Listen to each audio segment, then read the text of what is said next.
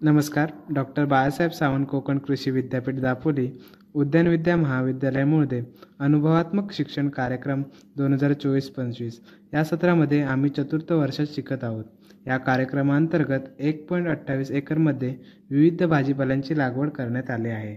यामध्ये आम्ही मिरची, वाली, मका, गवार, चवळी, वांगी, टोमॅटो, घेवडा, भेंडी, कोबी, अलगूद आणि कलिंगड तसेच पालेवर्गीय भाज्यांमध्ये लाल माठ, मुळा, मेथी, कोथिंबीर, पालक आणि मोहरी तसेच पॉलीहाऊसमध्ये काकडी व भोपळी मिरची इत्यादी भाज्यांची लागवड करण्यात आली आहे. या कार्यक्रमांतर्गत सर्वप्रथम कलिंगड या पिकाची लागवड करण्यात आली.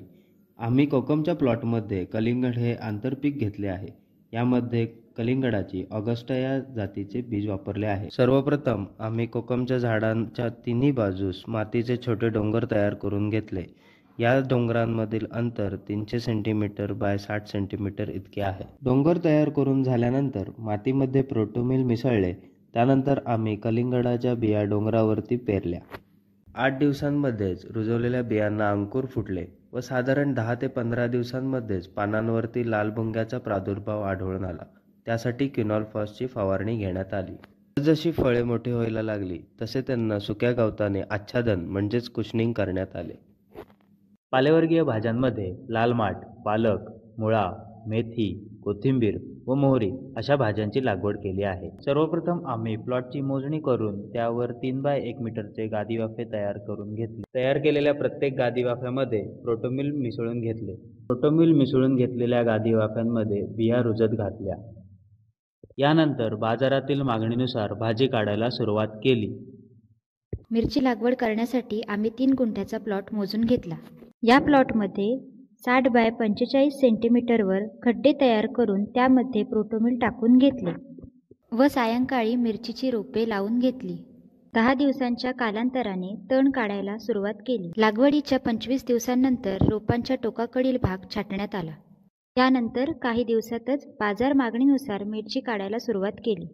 वालीच्या लागवडीसाठी सर्वप्रथम 2 गुंठे जागा मोजून घेतली व नंतर ती साफ करण्यात आली. यानंतर 1.5 मीटर बाय 1 मीटर अंतरावर मातीचे डोंगर बनवून घेतले व त्यानंतर मातीच्या ढिगावर 4 बिया लावल्या व 10 दिवसानंतर वेलीला आधार देण्यासाठी काठ्या उभ्या केल्या. काही दिवसानंतर वाली काढण्यास सुरुवात झाली व बाजार मागणीनुसार विकायला सुरुवात केली. मक्याचा प्लॉट बनवण्यासाठी सर्वप्रथम 3 गुंठे जागा मोजून व साफ करून घेतली.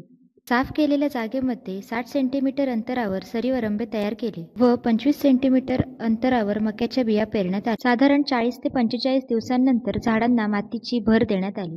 वांगी या पिकाची लागवड करण्यासाठी पहिले आम्ही प्लॉट मोजून त्यामध्ये मशागत करून घेतली व त्यातील दगडधोंडे काढून प्लॉट साफ केला. त्यानंतर 60 बाय 60 सेंटीमीटर अंतरावर खड्डे खणून त्यामध्ये प्रोटोमिल मिसळून घेतले. मग सायंकाळी वांग्याची रोपे लावून घेतली. टोमॅटो लागवड करण्यासाठी आम्ही प्लॉट साफ करून घेतला व मशागत करून घेतली व त्यानंतर आम्ही प्लॉटची मोजणी करून घेतली. 60 बाय 60 सेंटीमीटर अंतरावर खड्डे करून त्यामध्ये प्रोटोमिल मिसळून घेतले व सायंकाळी रोपांची लागवड करण्यात आली. काही दिवसांनी टोमॅटोच्या रोपाला सुतळीच्या साहाय्याने आधार दिला. साधारण 1.5 गुंठ्यामध्ये सरीवरंबा पद्धतीने 30 सेंटीमीटर बाय 15 सेंटीमीटरच्या अंतराने भेंडीची लागवड करण्यात आली.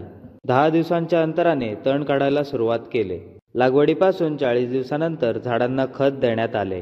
कोबी लागवड करण्यासाठी 1 गुंठा प्लॉटमध्ये सर्वप्रथम गादी वाफे तयार करून 45 सेंटीमीटर बाय 45 सेंटीमीटर अंतरावर खड्डे तयार करून प्रोटोमिल मिसळून घेतले. त्यानंतर सायंकाळी रोपांची लागवड करण्यात आली. लागवडीच्या 2 दिवसानंतर सुक्या गवताचे आच्छादन करण्यात आले. अलकुल पीक लागवडीसाठी सर्वप्रथम 1 गुंठा प्लॉट मोजून त्यामध्ये सरीवरंबे तयार केले. त्यानंतर त्यामध्ये प्रोटोमिल मिसळून घेतले व सायंकाळी 30 सेंटीमीटर बाय 15 सेंटीमीटर अंतरावर रोपांची लागवड केली. लागवडीच्या साधारणतः 40 ते 45 दिवसानंतर बाजारातील मागणीनुसार अलकुल काढायला सुरुवात केली. गवारची लागवड करण्यासाठी सर्वप्रथम आम्ही प्लॉटची मोजणी करून घेतली व त्यानंतर सरीवरंबे करून घेतले. त्यामध्ये गवारच्या बिया सरीवरंब्यामध्ये 40 सेंटीमीटर बाय 25 सेंटीमीटर अंतरावर लावल्या आहेत. काही दिवसानंतर गवार काढण्यास सुरुवात झाली व बाजार मागणीनुसार विकायला सुरुवात केली. चवळीची लागवड करण्यासाठी सर्वप्रथम आम्ही प्लॉटची मोजणी करून घेतली व त्यानंतर सरीवरंबे करून घेतले. त्यानंतर त्यामध्ये चवळीच्या बिया सरीवरंब्यावर 40 सेंटीमीटर बाय 25 सेंटीमीटरवर लावल्या आहेत. तर ही आपली माहिती आवडली असल्यास आपण नक्कीच लाईक करा, शेअर करा आणि विद्यापीठाचं जे चॅनल आहे ते सबस्क्राईब करा. धन्यवाद.